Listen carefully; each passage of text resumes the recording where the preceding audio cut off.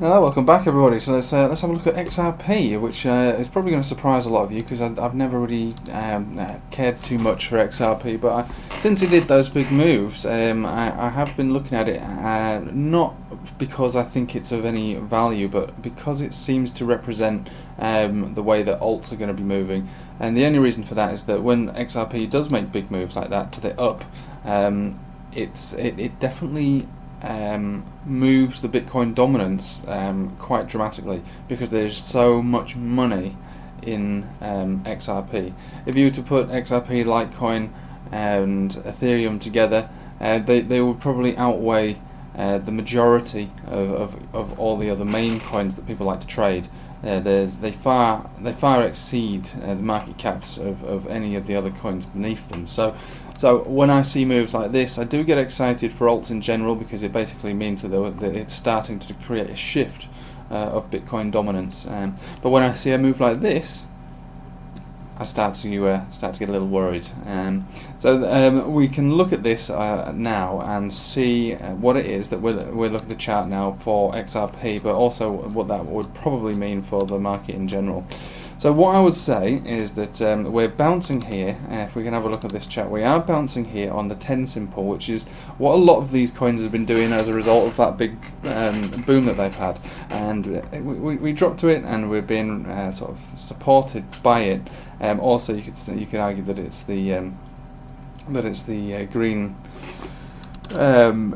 50 exponential, but it looks like we're getting ready to do a sort of a cross to the down, and RSI was pretty high at the time, and now it's coming back down. If we can stay at this level now and not drop any further than this level, which is well, I literally mean where we pretty much are now, around 2,000, I'd like to say 2,800 really, Satoshis for XRP. If we can stay at this level, then into next week, then we might be looking for a bit of a bounce on XRP. But if you watched my previous video on Bitcoin, you would be aware that I'm a little bit worried about the way that XRP is looking to perform when we're against Bitcoin, and Bitcoin wants to fall, it wants to drop. In my book, it wants to come down. Just have a look at it on the 5-minute chart. I think it's just made some moves now. Yeah, there's not much, but yeah, my expectation is that Bitcoin wants to fall down, and it's going to fall down, and that will certainly bring down all coins with it. I mean, everything's going to come down with it because the fall will be so dramatic if it does do it, that no coin will be able to escape that. So the likelihood of this being able to stay above this area where it is right this second is pretty low, only because Bitcoin wants to make a $1,000 move. Probably next week it's going to go either 1,000 to the up or 1,000 to the down, and I would imagine that whichever way it decides to do it, alts will be affected because all eyes will be on Bitcoin. People are either selling their Bitcoin, shorting their Bitcoin, or buying their Bitcoin, and nobody's going to be interested in coins like XRP anymore. It's all going to be on Bitcoin, and Bitcoin will take the lead, and the Bitcoin dominance will rocket.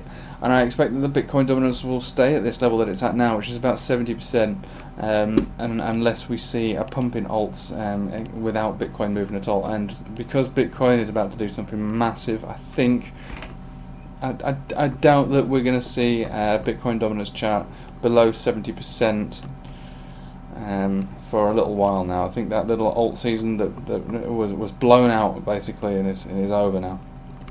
So we'll have a look at XRP with the tether pairing. We'll go to the 4-hourly chart and see what this looks like.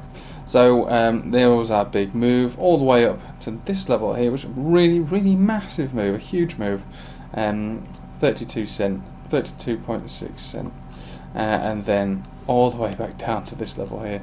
We're finding our support on the 200 EMA, which is actually, is always proven to be quite a strong support, but given the situation that I've just explained to you, I would expect that this were to break, and this is never a good one to break because this then will become resistance, and trending beneath the 200 exponential is pretty much a deadly sign and being above it is always a good sign. So you can see here, and just generally the way that it works is if we break above the 200 exponential, we have nice moves, and we test those moves and we bounce from them, and we continue to bounce. But once we fall down from them, it becomes resistance. And like I say, I believe that this move is over.